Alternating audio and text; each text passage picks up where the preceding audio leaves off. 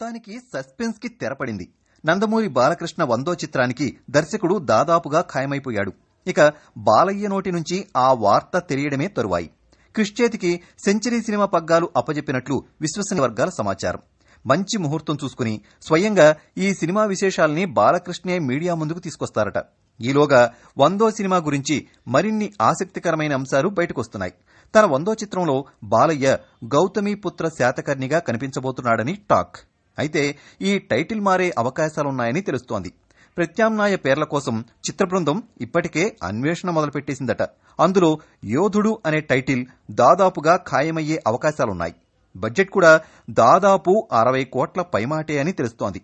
కథా బడ్జెట్ గురించి చర్చ జరుగుతోంది.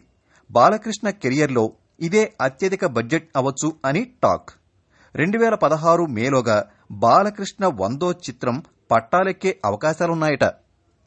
మరిన్ని ఇంట్రెస్టింగ్ ఫిల్మ్ అప్డేట్స్ కోసం ఆంధ్రపల్స్.com కి సబ్స్క్రైబ్ అవ్వండి.